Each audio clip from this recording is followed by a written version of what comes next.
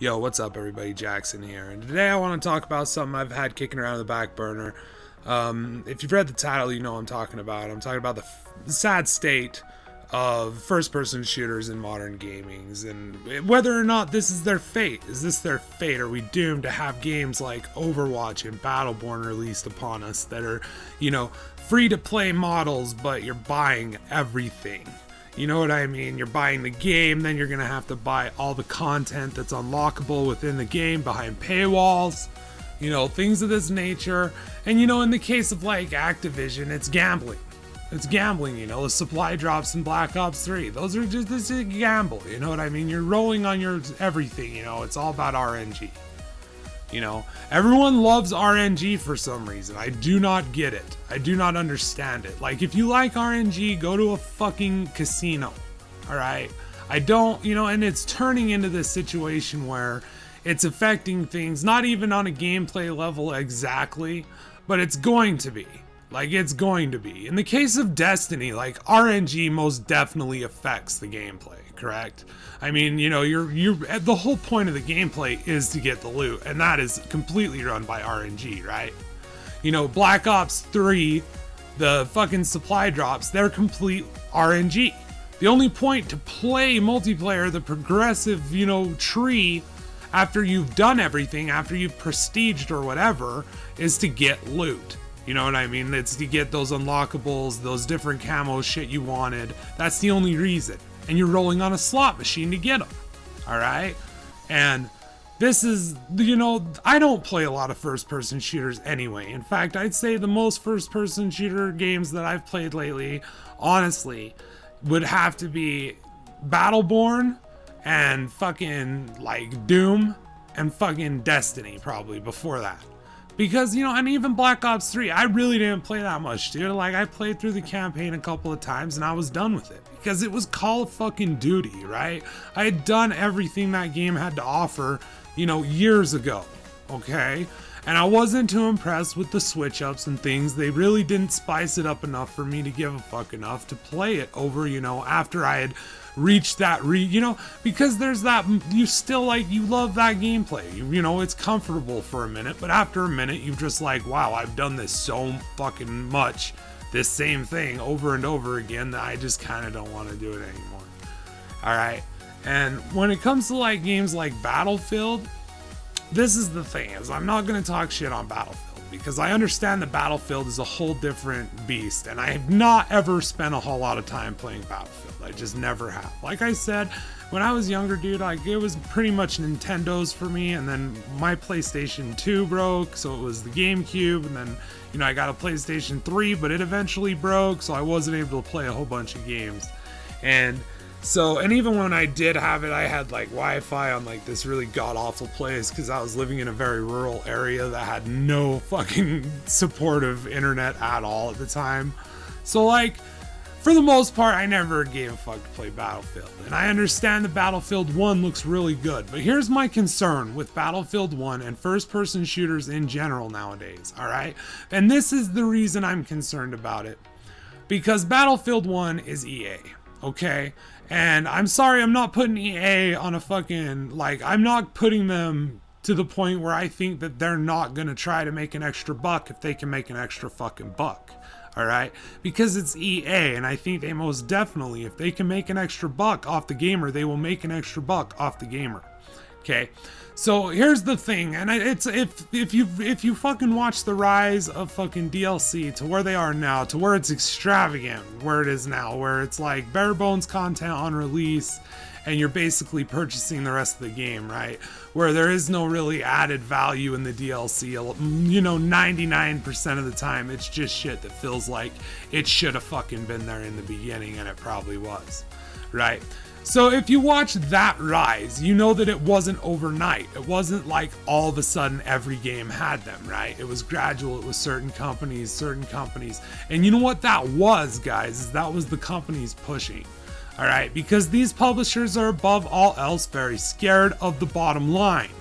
So in the beginning with DLCs, they seemed like an excellent idea, right? You make more money off of the product that you ended up not even having to work extra on. You're getting the same, amount of man hours into a product, and you're getting fucking extra money for it that you weren't getting several years prior. All right. And it's a smart fucking thing, right? But people weren't gonna fucking do it all the way right away, right? Because that was scary. What if people fucking was like, what if the gamers were pissed and they were like, no, we're not gonna buy your game at all, and they didn't make any money? And now it's fucking standard. It is standard. Season passes are standard. There is a regular edition of a game and there is a deluxe digital edition of a game that comes with all sorts of cool nifty shit that you get, like skins and dances or whatever the fuck have you, that doesn't really matter in the grand scheme of things. Like in the Far Cry Primal, I remember my brother had it for Christmas. Someone had pre-ordered it for him for Christmas, right, as a Christmas present.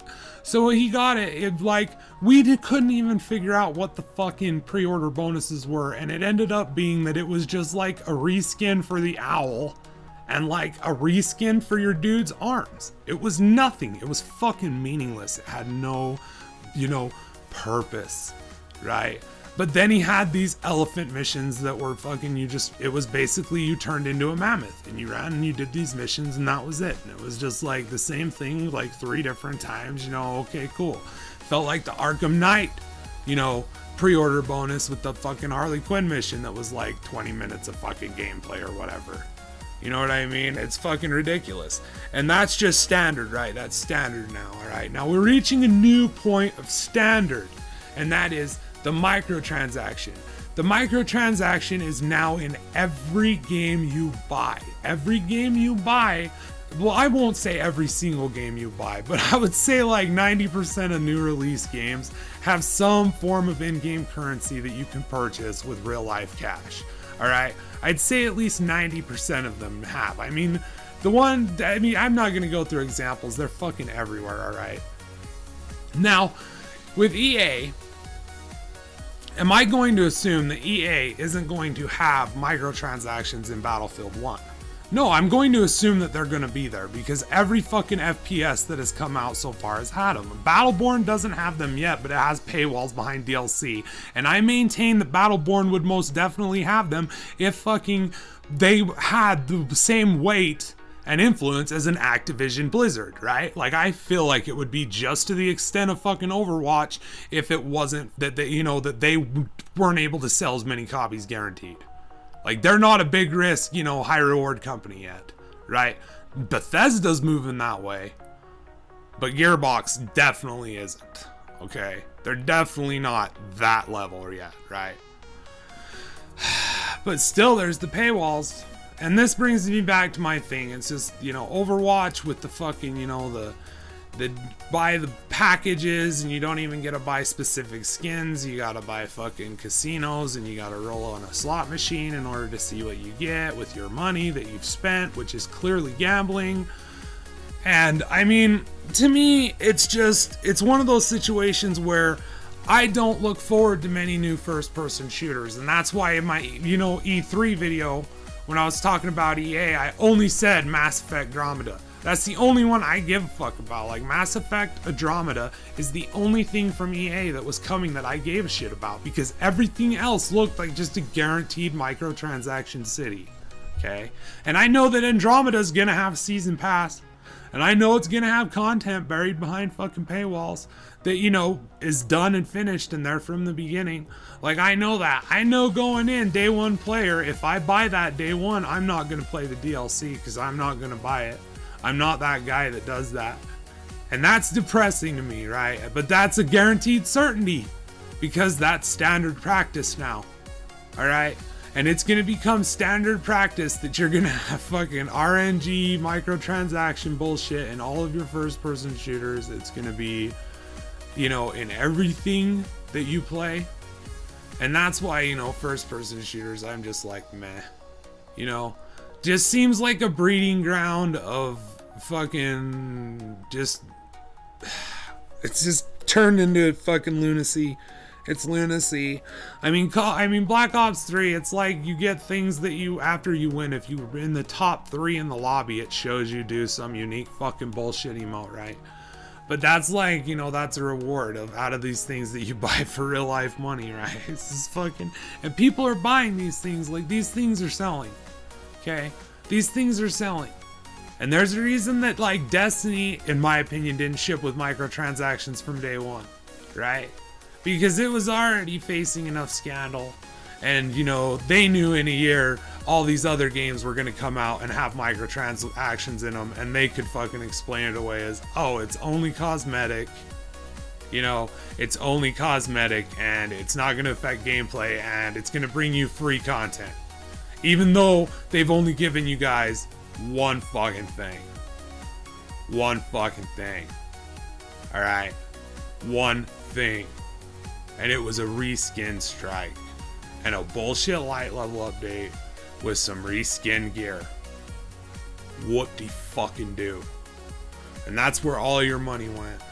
And that's where the sad state of first-person shooters began. And that's where it's gonna end.